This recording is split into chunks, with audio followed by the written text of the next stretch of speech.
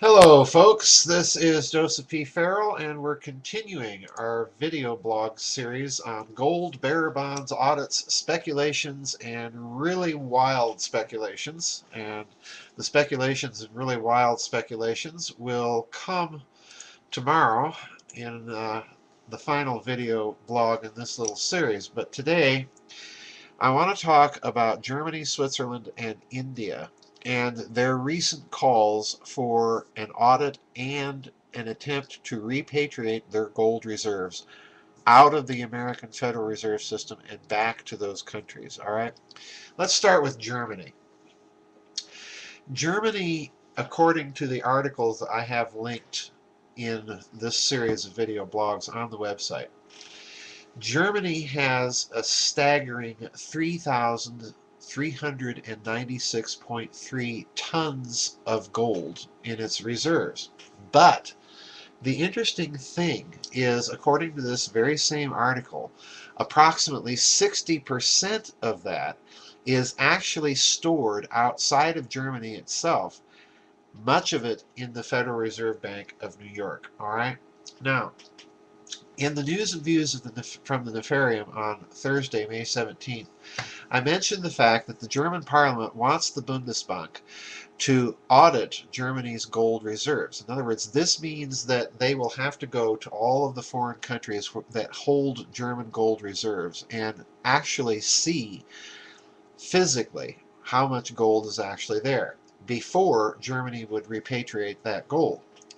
Now, it's interesting because in the article that I have linked to this series of blogs, there's one paragraph, and I want to read it to you, that's very, very interesting because it gives a little clue as to why these countries may be attempting to repatriate their gold, and put it, when you hear this, put it into the context of the bearer bond scandal with all of the massively denominated gold-backed, bullion-backed bearer bonds that we have discovered in the bearer bond scandals that are supposedly fake. The paragraph reads this way, quote, Jim Rickards has outlined possible plans by the Federal Reserve to commandeer Germany's and all foreign depositors of sovereign gold at the New York Federal Reserve in the event of a dollar and monetary crisis leading to intensified currency wars and the, quote, nuclear option, unquote, of a drastic upward revision of the price of gold and a return to a quasi-gold standard is contemplated by embattled central banks to prevent debt deflation, unquote. Now, to me, this paragraph is the key that links the bearer bond scandal to these recent moves by these countries to repatriate their gold. Because, as I argued in the first series, or the first installment of this series, the amount of gold in circulation that is represented by all these supposedly fake bearer bonds vastly exceeds the officially stated amounts. So in other words, these countries are preparing, number one, for a meltdown of the dollar, and number two, whatever system of finance that these bearer bonds represent. And I've argued that they represent a hidden system of finance, very possibly for a breakaway civilization along the scenario or lines of Richard Dolan's thoughts. But that these bearer bonds represent at least a hidden system of finance that's in a state of collapse. And it may be in a state of collapse precisely because these countries have now woken up to the fact that they've been had, that these bonds were given in bad faith, and that there is no intention of the Western central banks, and particularly the Federal Reserve, to honor those commitments that are represented in these supposedly fake bearer bonds. Now, the interesting thing here also is I've linked another article to this series, and that is that Switzerland is also asking to repatriate its gold reserves. And you can find this article. It's entitled Gold Initiative, a Swiss Initiative to Secure the Swiss National Bank's Gold Reserves. And again, the call is, number one, that the gold must be physically stored in Switzerland itself. It cannot be held by the American Federal Reserve or the European Central Bank for that matter. And it must be repatriated to Switzerland. All right? So Switzerland has joined the fray. And now let's go to yet another article that I've also linked in this series. And that is an article I ran into on a site, blog site called Sherry Questioning All. All right? And the article is entitled Lawsuit in India to Get Their Gold Back from the Bank of England and the Bank for International Settlements.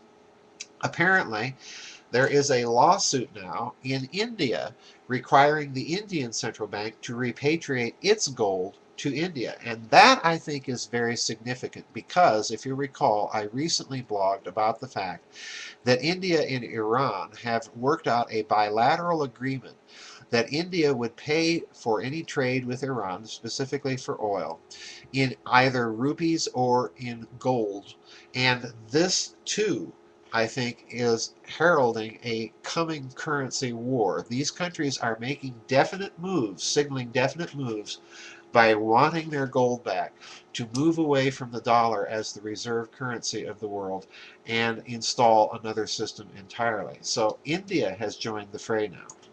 Now, what does all of this mean? Let's begin our speculations.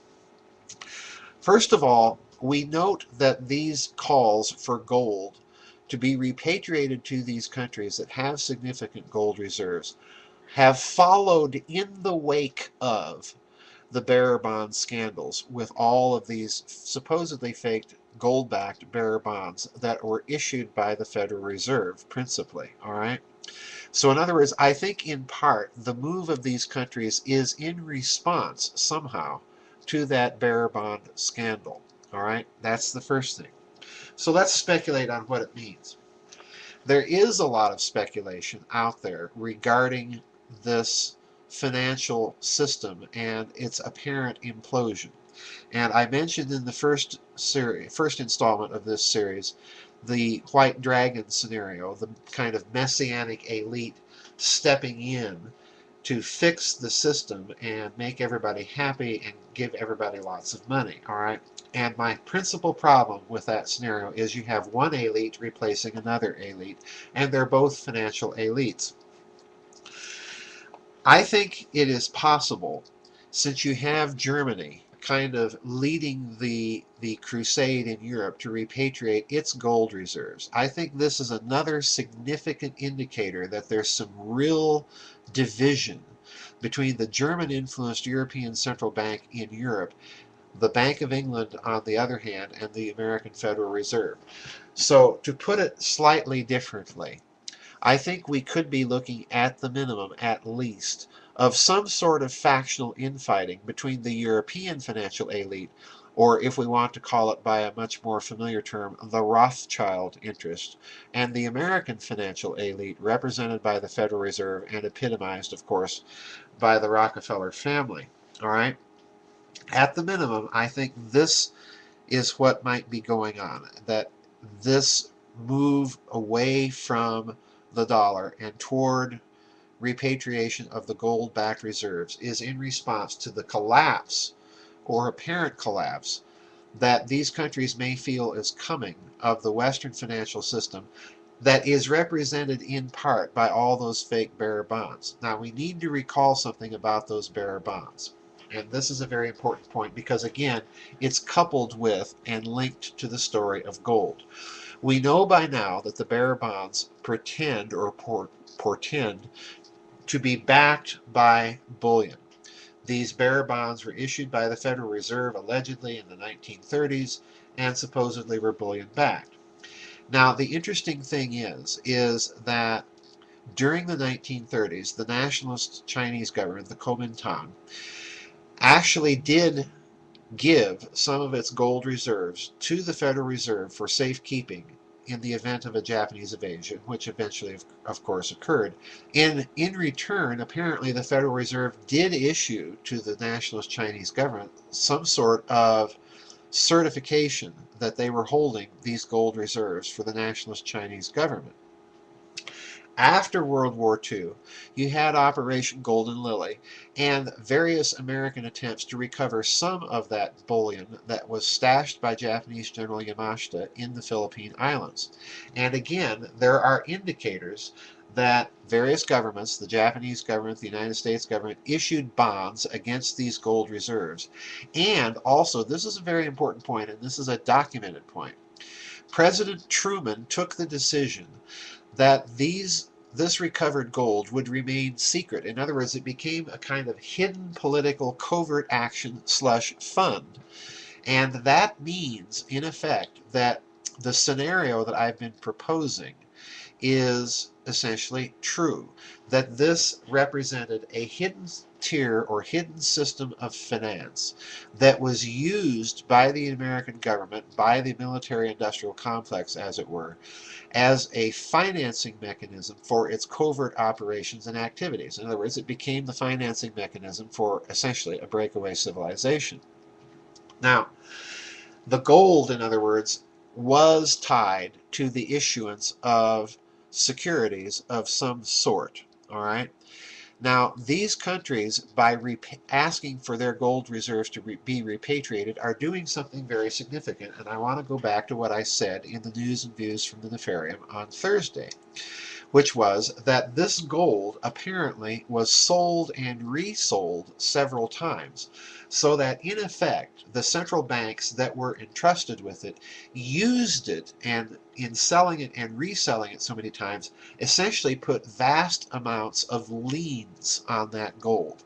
And I think that may explain why you have such inflated values in these supposedly faked bearer bonds that are constantly surfacing, it seems, ever since 2009 and that first bearer bond scandal, which, guess what, incidentally involved Japanese. All right.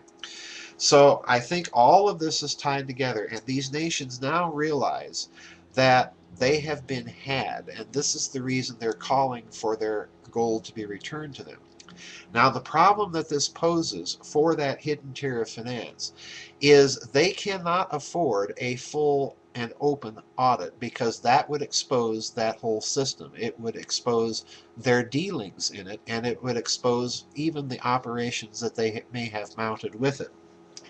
So at the minimum, I think we're looking at some sort of split, albeit the appearance, the fissure is very, very small at present, but we're looking at some sort of split between the Rothschild or European financial interest and the Rockefeller or American financial interest in that post-war Anglo-American financial elite. I think this is what all of this portends. When you throw India and Switzerland, and I think eventually, as we're going to see the Chinese government jump in on the bandwagon. Although there are noises out there, I should point out, that the Western central banks appear to be making every effort to get the Chinese to join them in their game. And that's, to me, another telling signal, because I think that signals that they know if the Chinese jump on the bandwagon for repatriation of gold, then the jig is up, because that will expose this whole operation that's been going on since the end of World War II. Now, that's the mild speculation, folks. So see you on the flip side for the really wild stuff. And take care, everybody. God bless. I thank you again for your prayers, your support, your donations, your subscriptions, and God bless everybody.